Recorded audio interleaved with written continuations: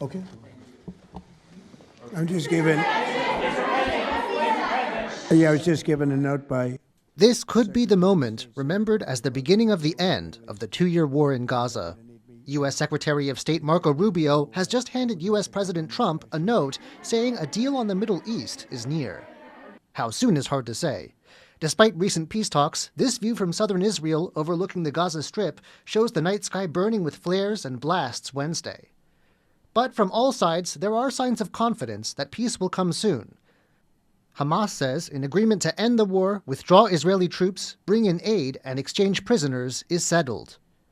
Israeli PM Benjamin Netanyahu wrote on social media in Hebrew that he will gather the Israeli government to ratify the agreement.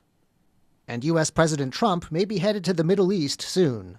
I may go there sometime toward the end of the week, maybe on Sunday, actually, and we'll see. But there's a very good chance negotiations are going along very well.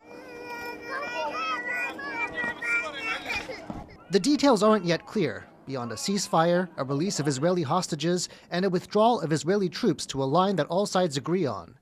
Aid trucks will also be allowed into the Gaza Strip, helping ease a deep humanitarian crisis there.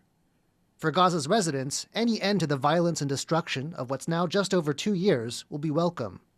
Gaza officials say over 67,000 people have died since the war began, with those who've survived left to deep suffering. Today ends 2 years of suffering. There is no food or good water, and crossings are blocked. We're suffering. We're in the street. Our kids sleep in the streets. Yesterday and today we bought drinking water, but there's no medicine. We're staying in the street. Where do we go? There's no mercy. There's deep pain in Israel, too, where mourners gathered to commemorate the 2 years since the October 7th Hamas attack on Israel that killed 1,200 and saw the abduction of over 200 hostages.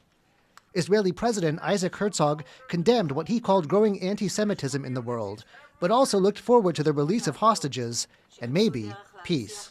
I thank our friends from around the world for their messages of solidarity and condolences, and I extend special thanks to President Donald Trump for his tireless efforts to bring our hostages back home, to bring about real change and a new direction in the Middle East. Whether the peace will hold is another matter, though.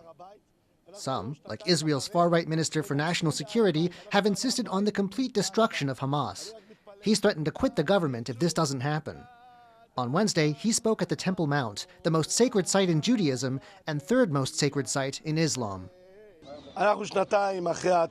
Every house in Gaza has a picture of a Temple Mount, and today, 2 years later, we are winning on the Temple Mount. We are the owners of the Temple Mount. I only pray that our Prime Minister will allow a complete victory in Gaza, as well as the destruction of Hamas. With God's help, we will return the hostages and we will win a complete victory. Decades of wars, peace talks, and accords have failed to solve the Israeli-Palestinian conflict. The question now is, will this one have what it takes? And if not, what then? Hank Xu and John Van Trieste for TaiwanPlus.